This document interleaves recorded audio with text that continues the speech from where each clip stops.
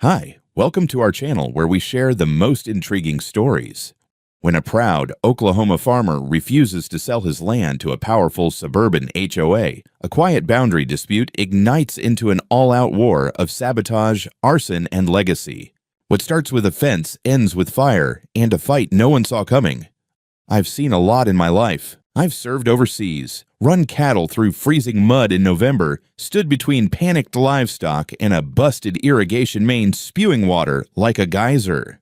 But nothing, and I mean nothing, prepared me for the mind-numbing absurdity of dealing with suburban people who believe they're royalty because their HOA has a website and a fancy logo. My name's Randall Bain. I'm 52 years old, third-generation steward of Bain Valley Fields, 4,000 acres of prime Oklahoma farmland, handed down from my grandfather, cultivated by my father, and rebuilt by me after I came back from active duty. We raise Angus beef, rotate soy and corn, and process everything on site. Our barn, built in the mid-40s with post-war timber, has been standing longer than most marriages last these days. That lands in my blood. You can't fake legacy. You earn it in dirt and sweat. Everything ran like clockwork until a few years ago, when some jackass developer decided that the patch of overgrazed pasture east of my property would make a fine place for millionaire dentists and their yoga wives to sip Chardonnay by an artificial lake. And so, just like that, the South Prairie Lake community was born, HOA and all. I didn't pay them much mind at first. Their little box houses crept right up to my fence line, but I figured as long as they kept their landscaping mulch on their side, we'd coexist. I was wrong. She came into my life on a Tuesday. I remember because it was feed delivery day, and I was knee-deep in inventory paperwork when a glossy black Escalade rolled up just past my gate like it belonged there. Out stepped a woman in beige slacks, crisp white blouse, and the most judgmental sunglasses I've ever seen. She had that stiff-backed, slow-walking energy that screamed, "I make rules no one asked for." Karen Selter, president of the South Prairie Lake HOA. "Mr. Bain," she said, like we were already mid-argument, "I'd like to speak with you about a matter of mutual interest." I should have pretended I was deaf, but I nodded. "Go on." "We've been reviewing expansion possibilities for the Eastern Corridor," she said, gesturing vaguely at my fields like they were a sandbox. "There's an opportunity here for coordinated development. We could integrate parts of your land, unused, I assume, into our long-term community growth plan." I stared at her. "That unused land is planted with next season's corn. You want to grow community centers on my harvest?" Her smile didn't budge. "The HOA is willing to make a generous offer, above market value, of course. And with the prestige of our community, your remaining land would benefit as well. Cleaner water, better visibility, increased desirability." "I'm not running a boutique pumpkin patch," I interrupted. "I don't need desirability. I need feed conversion ratios and crop yields." She didn't like that. Her smile shrunk half an inch. "Well, I hope you'll reconsider. The board believes this partnership is inevitable." I watched her drive away without another word. That was the first shot fired. Over the next month, I received 4 letters, 2 certified, from their legal team. One claimed that my fertilizer runoff was affecting the ecosystem of their man-made lake. Another said the machinery noise during harvest hours was disruptive to the peace and mental health of their residents. The real kicker? They tried to argue my grain processing hangar was an unpermitted industrial facility that needed review under residential zoning codes. Residential zoning on farmland that predates their zip code. I had my attorney draft a formal cease and desist. I also reported their harassment to the County Agriculture Board and the Planning Commission. Every license, permit, and environmental clearance I had was ironclad. But when my south irrigation line got mysteriously blocked twice in 1 week, I knew this wasn't just legal pressure, it was personal. So I made a decision. I ordered 6,000 feet of galvanized steel fencing, 10 feet high with triple-strand barbed wire, and I had it installed right up against the border with South Prairie Lake. No gate, no view. Just a clean, cold reminder that my land was mine, and that I wasn't for sale. The morning the final section went up, I was sipping coffee on my porch, watching the sun rise over cattle pasture, when I spotted 3 of them.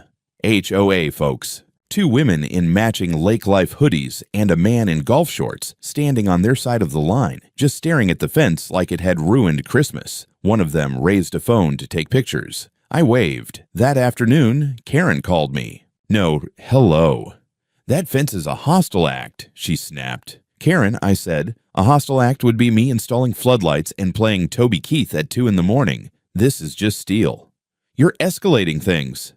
The HOA will respond appropriately. Looking forward to it, I said, and hung up. That night, someone spray-painted selfish across my tractor shed in red. I didn't report it. I just repainted the shed and installed motion-triggered lights and trail cams across the east perimeter. If they wanted a war, I wasn't going to shoot first, but I damn sure wasn't going to lose it either. I figured the fence would draw a line, literally and figuratively, that it would make the message clear. I'm not interested, I'm not amused, and I'm not selling. But when you deal with people who've never been told no in their lives, they don't hear boundaries. They hear invitations for escalation. 3 days after the fence went up, I got my first notice from the Oklahoma Environmental Quality Board. Neatly typed on state letterhead, stamped and certified, a complaint had been filed against Bain Valley Fields for possible contamination of a protected water source. According to the complaint, the runoff from my soybean fields was allegedly polluting the sensitive aquatic environment of South Prairie Lake, which, I had to remind myself,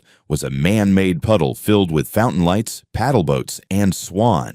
Statues. There were no fish. There was barely algae. I laughed so hard I nearly dropped the letter into the barn furnace. But I didn't, because I knew what this was. The very next morning, I had 2 guys from the board at my property line, clipboards in hand, squinting at the soil like it had insulted their mothers. I walked them around, showed them every tank, every compost trench, every irrigation valve. My nitrate levels were well within regulation, and my containment protocols had passed inspection 2 months prior. One of them, a guy with kind eyes and a tucked-in polo, admitted quietly, "Off the record, Mr. Bain, this complaint's a mess. Looks like it was written by someone trying to sound smart with a thesaurus." I offered him coffee. He declined, but he smiled. That same week, I got a letter from the County Sound Regulation Committee. Apparently, I'd been reported for unreasonable mechanical disturbance between the hours of 7 and 9 a.m. I guess someone in the HOA didn't like the way diesel engines sounded from half a mile away. I responded by submitting documentation that my equipment operations begin at 7:01 per state agricultural exemption.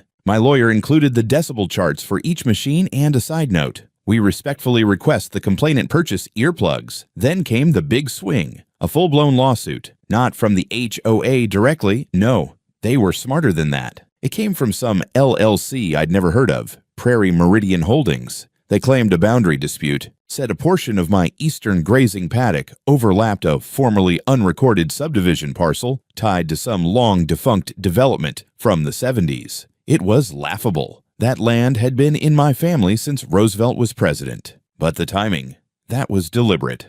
I handed the whole thing to my attorney, Craig Millstone, who looked like a bulldog and charged like a rhinoceros. He chuckled reading the filing. "They're fishing," he said. "They know it won't hold up, but they're hoping it stalls you out. Maybe makes you nervous. Maybe burns your cash. They underestimated my nerves." We brought in 2 independent surveyors, traced every inch of the property lines back to 1942, including the handwritten deed from my grandfather's first purchase. We dug up aerial photographs from county archives. We had land tax receipts from before some of these HOA folks were even born. At the hearing, their lawyer, a smug 30-something in a navy blazer with pocket square and no socks, tried to argue that due to recent rezoning trends and urban development priorities, the parcel in question should be reassessed for residential viability. I'll never forget the judge's face. She blinked once, then said, "That's not how land ownership works, counselor." Case dismissed. They didn't stop there. A week later, I noticed my seed shipment had been delayed. Supplier told me their route was unexpectedly reprioritized after a call from the community liaison. My usual diesel provider claimed they were reviewing my contract due to conflict of interest concerns with regional accounts. Someone was making calls. Someone thought they could starve me out, slow the machine, dry up the well, make me too tired or too broke to fight back. What they didn't understand is, when you grow up baling hay in August, fixing broken axles in sleet, and learning to shoot snakes out of your feed bin, you don't scare easy. That's when I held the town meeting. I invited local press, gave tours of the farm, walked them through the barn, showed them the recycled water system, the biodegradable packaging from our corn processing line. Let them see the old family portraits hung in the restored loft office above the feed room. I spoke plainly, like a man with nothing to hide. This land isn't just soil and steel, I said. It's memory, it's sweat, and it's staying mine. People clapped. A local paper ran the headline, "Farmer Fights Back, Legacy Over Luxury." The next morning, someone burned the welcome sign at the edge of my drive. It didn't catch the grass, thank God, but the message was clear. The HOA wasn't done. And neither was I. I've smelled smoke before. Grass fires, diesel flare-ups, even a lightning strike that once scorched a hay barn on the edge of my cousin's property. But nothing, and I mean nothing, compared to the smell of burning legacy. It happened at 2:37 in the morning. I woke up choking on the stench before I even heard the sirens. My bedroom window glowed orange. I threw on boots, grabbed my sidearm out of instinct, and bolted across the yard. The eastern sky was on fire. My barn, my goddamn 80-year-old barn, the one my grandfather built with his own hands during ration season, was a column of flame. By the time I reached the access gate, the roof had already collapsed. The fire had jumped to the adjacent feed silo. Sparks spat into the dark like shotgun bursts. My crew started showing up within 10 minutes. Fire trucks rolled in 5 minutes after that, which in rural Oklahoma might as well be light speed. But by then, the damage was done. The old John Deere tractor I'd rebuilt with my dad when I was 16. Gone. The stacked hay and seed stocks, vaporized. Half the feed inventory, cooked. 20 head of cattle from the East Pen didn't make it. Burned alive or trampled in the panic. I found a calf smothered under 3 others, eyes still wide. I'm not a sentimental man, but I damn near lost it. One of the diesel tanks ruptured. The fireball lit up the sky so bright a neighbor 3 miles out called me thinking there'd been an explosion. It took almost 4 hours before the blaze was fully contained. 25 acres charred, 6 pieces of machinery totaled. One hell of a black scar in the middle of Bain Valley. When the smoke finally thinned, the fire chief, a leathery old vet named Wheeler, pulled me aside. Could have been electrical, he said, or maybe a chemical reaction in the feed room. You had any recent maintenance done? I shook my head. Everything's inspected. Last overhaul was 60 days ago. You know that, Wheeler. You signed off on the tanks. He nodded, but his face said he didn't want to believe what we were both thinking. I didn't argue. I didn't accuse. Not then. Not yet. Because I had something they didn't know about. See, after the vandalism started, after Selfish was painted across my shed, and someone cut my irrigation line with bolt cutters, I'd quietly installed trail cams and a surveillance system across the eastern boundary, not just motion-activated stuff. Full night vision, infrared, battery-backed, off-grid, and streaming straight to a private backup drive in my equipment office. That morning, while the fire crews were still hosing down smoldering wood, I pulled the hard drive from its mount and took it into my house, plugged it in, scanned the footage, and there they were. 2 figures. At 1200 hours and 43 minutes, they slipped through a cut section of fence near the HOA border. Both wore reflective service uniforms. One had a backpack and what looked like a thermal blanket. The other carried 2 red fuel canisters. I zoomed in on the patch over one sleeve, SPL Ground Services. They walked the perimeter of the barn, set something near the rear. One bent down for a long time, too long. Then they walked back out in the way they came. I called Sheriff Klein at 6 a.m. Bring coffee, I said. You're gonna want to sit down for this. By noon, the sheriff had a full copy of the footage. I gave him access to every cam, every timestamp. I even handed over the raw feed logs. I'm a man who prepares for weather, war, and weasels. HOA folks fall in the 3rd category. Klein brought in a state investigator. The 2 men on the footage were identified by that evening. One was a landscaping subcontractor for South Prairie Lake. The other, a security guard for their community clubhouse. When they brought them in, neither lawyered up. They cracked within 20 minutes, said they were doing what they were told, claimed they'd been instructed to send a message. Nothing destructive, just enough to scare me. The barn going up in flames. That was a miscalculation. I nearly broke my jaw from clenching it. They wouldn't name names directly, but they danced around board meetings, private requests, and off-the-record conversations with Karen Selter. Said it was all verbal. Nothing in writing. Of course not. Karen doesn't get her hands dirty. She has others do it for her. By midnight, the county DA was reviewing the footage. The sheriff had ordered protective detail on my property in case things escalated further. I told them I'd sleep just fine, with my shotgun by the door and the cameras rolling. Before I turned in, I walked back out to what was left of the barn. It was still warm. Ash swirled in the moonlight like ghosts. I kicked over a charred beam and found the melted husk of a branding iron my grandfather used in 1951. I held it like a bone. Someone lit a match on my family's history. Now it was my turn to return the fire. I always thought the hardest part of war was the fighting. Turns out it's the waiting that'll eat you alive. After the fire, there was no immediate justice. The arsonists confessed sure, but the DA was slow-rolling the case, saying they needed more to pin it on Karen directly. HOA's lawyers were already spinning it as a rogue act by unrelated subcontractors. Just a tragic coincidence. Meanwhile, Karen was on the damn news. She stood on the steps of the HOA clubhouse, flanked by two board members who looked like backup dancers at a rich divorcee conference, and gave a statement with full mascara-powered solemnity. "We are heartbroken over the loss Mr. Bain has suffered. South Prairie Lake HOA in no way condones any form of violence or destruction.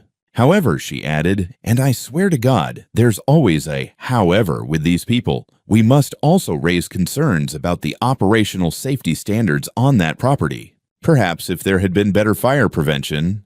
I nearly spat my coffee across the kitchen. My lawyer, Craig, was livid. "They're going to try to flip this on you," he said. "Shift the narrative. If they can't silence you legally, they'll drown you in noise." He was right. The very next day, I was served with a civil suit from the HOA this time. They claimed I'd endangered nearby properties by failing to maintain adequate containment for volatile materials. Never mind that the fire didn't even get close to their stucco palaces. The gall was Olympic level, but that wasn't the worst of it. Two of my ranch hands received anonymous letters postmarked locally, the kind that make your stomach clench. One warned them not to get involved in land wars you don't own. Another simply had a Polaroid of the burned barn with a smiley face drawn in red ink. Then came the sabotage. One of my tractors, an old but reliable Case IH model, wouldn't start. I thought it was a fuel issue until we pulled the tank. Someone had poured sand into it. Gearbox was shredded, entire system ruined, $50,000 of damage, and 2 weeks lost on field prep. That was the line. I called a meeting. Not with lawyers, with the other farmers in the county. I invited 27 of them, old-timers and new blood, folks with 200 acres and folks with 5,000. We met in my equipment hangar under the buzz of work lights and the smell of scorched steel. They think we're isolated, I told them, that we're too busy working the dirt to notice they're trying to bury us in it. I laid it all out: fire, threats, sabotage, lawsuits. Then I showed them the footage, not the sanitized stuff for court, but the raw feed. A couple of the older guys just shook their heads. One woman cursed so loud the calves outside startled. We decided right then to file a class action suit on behalf of every landowner in the area who'd been harassed, pressured, or threatened by South Prairie Lake HOA. But that wasn't all. Craig and I filed a federal complaint with the USDA's Agro-Security Division. Destruction of agricultural infrastructure is a serious charge, and under certain conditions, it qualifies as domestic economic terrorism, especially when tied to an organized group. That same week, I hired 2 independent audit firms, one to assess physical damages and the other to evaluate long-term financial impact from loss of yield, disruption of supply, and equipment loss. Preliminary report: over $21 million.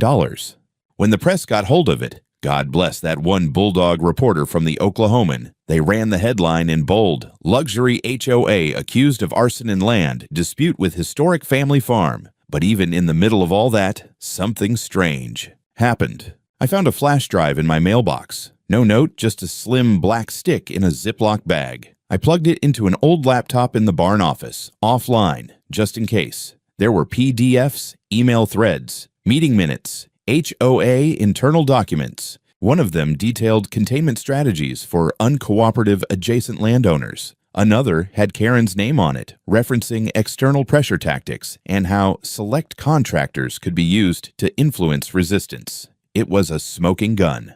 I didn't know where it came from yet, but I had a hunch, a name I'd seen once or twice at meetings. Jonathan Reeves. Quiet guy, mid-30s, lived in one of the original houses on the eastern edge, architect or something. Never said much. I remembered seeing him at that press conference standing behind Karen. He hadn't clapped. I didn't contact him yet, but I saved the files, made 3 copies, and secured 1 off-site. I'd learned by now that the only thing more dangerous than fire is truth that makes people sweat. Karen wasn't going to walk away from this. Not after this. The truth doesn't burn like fire. It burns slower, quieter. But once it catches, it spreads to everything people thought was safe. A week after I received that anonymous flash drive, I got a call from a blocked number. Normally, I don't pick up those, but something in my gut told me to answer. A man's voice came through, calm, low, nervous. "My name's Jonathan Reeves," he said. "I think we need to talk, privately." I didn't say much, just gave him a time and told him to meet me out back, by the west fence line.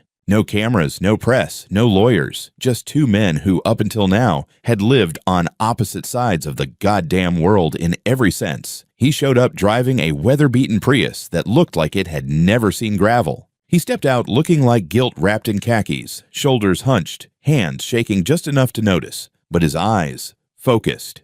"I didn't sign up for this," he said before I could even speak. "I bought into the HOA because I wanted safety for my family, clean sidewalks. Some damn peace. Not." He paused, swallowing. "Not this." I nodded slowly. "You gave me that flash drive." He looked surprised. "You figured that out?" "I'm a cattleman, Jonathan. I know the smell of manure when it's piled too neat." He chuckled once dry. "Karen doesn't know I sent it. Not yet. But if she finds out..." "She will," I said. "Eventually." He looked me square in the eyes. "Then let's make sure by the time she does, it's too late to matter."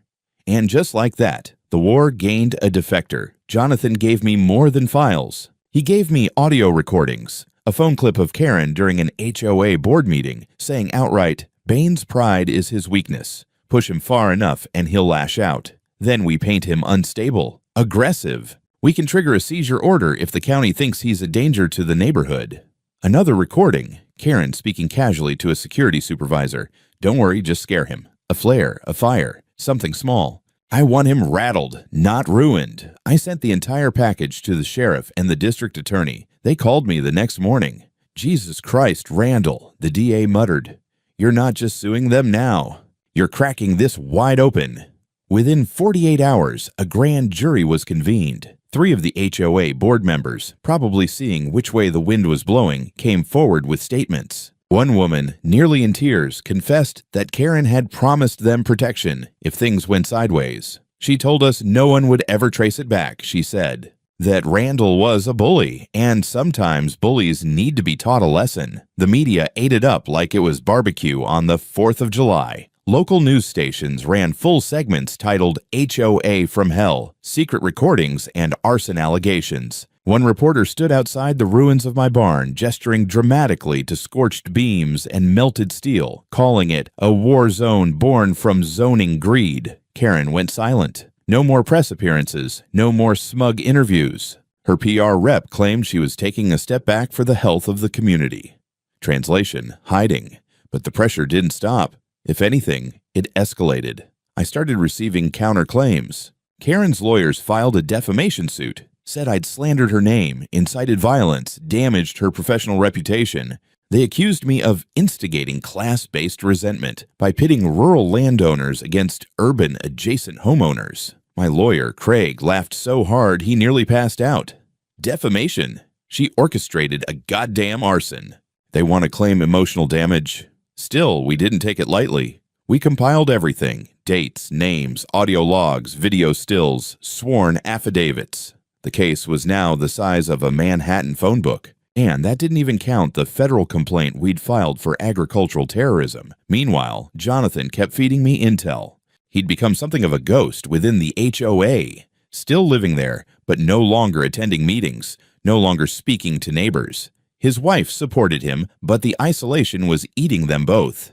"They think I betrayed them," he told me once. But I didn't betray anyone. I stopped enabling a monster. I told him what I told my men when they returned from tours and couldn't sleep right. Truth has a cost, but so does silence. And only one of them lets you look your kids in the eye. By the end of that month, the prosecutor informed me they were moving forward with charges against Karen, against 2 HOA board members, and possibly, depending on further evidence, against the HOA as an entity for coordinated criminal conspiracy. The fire had burned my barn, but the heat now? It was aimed squarely at them. There's a sound Oklahoma skies make before a storm breaks: deep, thick silence. The birds stop chirping. The wind shifts slow and low like it's bracing. You feel it in your bones. That's what the courthouse felt like the day Karen Selter finally stood in front of a judge. I didn't go inside. I didn't need to. I stood across the street with a black coffee and a clean shirt, watching the press swarm the marble steps like ants on spilled syrup. Karen arrived in a charcoal suit that probably cost more than my best hay baler. Her hair was perfect. Her face looked carved out of ice, but her eyes, they darted. The sheriff's department filed charges that morning: conspiracy to commit arson, destruction of private agricultural infrastructure, criminal endangerment, fraudulent misuse of HOA authority, and reckless endangerment of livestock. Federal charges were being finalized separately because when you destroy $20 million worth of food production, Uncle Sam gets interested real fast. But even before her arraignment, the cracks in South Prairie Lake HOA had become chasms. 4 board members resigned within 48 hours of the recordings becoming public. One of them, a financial officer named Denny Lang, held a press conference in his backyard. No podium, just a lawn chair and a glass of whiskey. "I never thought I'd end up in something like this," he said. "I joined the HOA to keep teenagers from spray painting the mailbox, not to be part of organized intimidation and property crimes." That sound you heard, that was the HOA's operating license being suspended. The State Community Board issued a notice. Pending internal investigation and loss of lawful governance structure, all operations of South Prairie Lake HOA are to be transferred to provisional state control effective immediately. Translation: the Sabasar HOA was no longer a government. It was just a bunch of angry rich people with too much lawn and no one left to boss around. Inside the courthouse, Karen pled not guilty on all charges. Her lawyer stammered about fabricated evidence, a campaign of rural resentment, and gross misinterpretations of verbal statements. Didn't matter. The judge denied bail. Karen was taken into custody, cuffed, still maintaining that blank expression like she was at a charity gala that got out of hand. I watched her being led to the cruiser. For a second, just one, she turned and scanned the crowd. Her eyes landed on me. I didn't smile. I didn't nod. I just watched her go, like you watch a fire finally burn out. Back on the farm, the mood shifted. We weren't cheering, but there was relief. A quiet exhale. My crew showed up that night with cold beer and folding chairs. We sat near what was left of the barn, now just a charred frame and some stubborn foundation. Someone brought a Bluetooth speaker. Someone else grilled. No speeches, no big toasts. Just presence. Then something happened that damn near made me choke. Jonathan Reeves and his daughter showed up. She was maybe 8, with glasses too big for her face and a shy smile. She handed me something wrapped in red cloth. "I made this," she said, "for your barn." I opened it. It was a drawing. Crayons, bright green field, big red barn, smiling cows, sun with a face, and little stick figures standing in front of the barn. One of them was me. The other had glasses. A little girl with a name scribbled above. Lila. I swallowed something hard and nodded. "You got talent," I said. "Your dad's a good man." Jonathan didn't say anything. He just nodded once and looked out at the blackened rubble like he was still seeing ghosts. The media storm kept raging, but I stopped doing interviews. Let the lawyers handle it. Let the courts grind through the details. I'd done my part. And the town. The town stood with me. Letters showed up. Emails. Hell, even a pie or two. One note, handwritten in blue ink, just said, "They thought they could erase your roots. But fire doesn't kill a tree. It just clears the brush." The only thing louder than that barn burning was the silence that followed Karen's arrest. And in that silence, something was finally starting to grow. I thought the trial would bring closure. Turns out, there's no such thing. Not when your history's been reduced to ash and your peace measured in court dates. It took 9 months for the case to go to trial. During that time, my life didn't stop, but it sure as hell limped. I rebuilt fences, replaced machinery, and rerouted irrigation, all while sitting through depositions, evidentiary reviews, and expert assessments. Karen sat across from me 3 separate times. Not once did she look sorry. Not once did she apologize. In fact, the closest she came to remorse was a passive-aggressive shrug when her attorney claimed that Mrs. Selter deeply regrets any misunderstandings that may have occurred. Misunderstanding. That was their defense. That all of this, burnt barns, dead cattle, $21 million in damages, was just a big old misunderstanding, like she'd accidentally keyed my tractor with a flamethrower. But the evidence?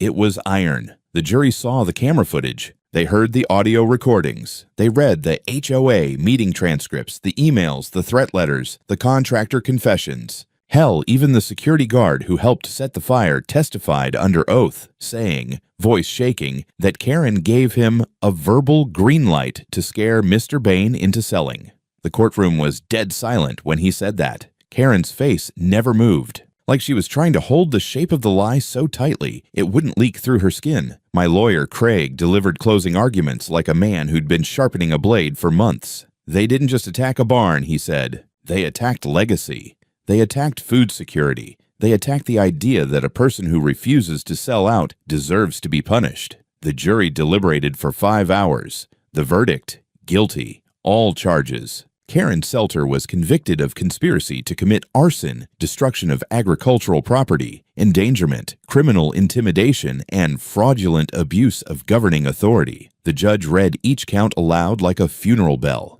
She was sentenced to 18 years in state prison with eligibility for parole after 12. No bail, no delay. Her only words, it was just land. Just empty land. To which the judge replied, flat cold, then you should have walked away instead of burning it. But Karen wasn't the only casualty. South Prairie Lake HOA was officially dissolved. All assets frozen. Their charter revoked. The land set aside for further development was seized in a civil settlement and by community vote placed into a nonprofit land trust for local agricultural use. The trust named me, reluctantly I'll admit, as the initial overseer. Legacy shouldn't come from courts, I told them, but if it has to start there, let's make damn sure it doesn't end there. Jonathan and his family stayed in the neighborhood. A quieter version of it now. No meetings, no board, just people trying to remember how to live side by side without weaponizing bylaws. He stopped by one afternoon as we cleared debris for the new structure. You know, he said, leaning on a shovel, when I moved here, I thought this would be a step up in life. I smirked. HOAs always promise that. He nodded, then looked out at the fields. But I think my daughter learned more from that barn burning than she ever would have from a lake view and a newsletter. We didn't talk more after that. We didn't need to. The rebuild was slower than I liked, but deliberate. I chose every timber for the new structure myself. We didn't just restore the barn, we rebuilt it as something new. A hybrid, museum, community learning center, and archive for rural farming in Oklahoma. I called it the Bain Center for Land and Legacy. And on the night we hung the sign, I stood there with a beer in my hand, watching the floodlights kick on, casting gold across the new facade. My crew clapped. My neighbors came. Even a few kids from the old HOA. And behind it all, in the dirt, the blackened foundation of the old barn still sat, uncovered, untouched. I left it there on purpose. Some scars aren't meant to be hidden. A year passed. Oklahoma season still rolled in the same old way. Hot, dry wind in June, thick mud in March, sunrises you could taste in the back of your throat. The difference now was the quiet, not silence. A farm is never silent. But the quiet of not being hunted, the kind where your boots hit dirt and you don't feel like every step might land you in another trap laid by a suburban warlord with a board meeting agenda. The Bain Center opened on the 1-year anniversary of the fire. We didn't make a big show of it. No ribbon cutting, no balloons, just a hand-painted sign and free cornbread for whoever stopped by. It sits right where the old barn once stood, but we left part of the original scorched frame in place, welded it into the design, a ribcage of memory. People come through now, school kids, veterans, tourists who read about it online, even a few former residents of South Prairie Lake. What's left of it anyway? Without the HOA, the neighborhood transformed. Some moved out. Others stayed and started acting like neighbors instead of middle managers. Jonathan still lives there. He volunteers at the center now, runs history talks on weekends. His daughter helps out in the garden we built behind the archive wall. She planted sunflowers this spring. They came up strong. The trust holds.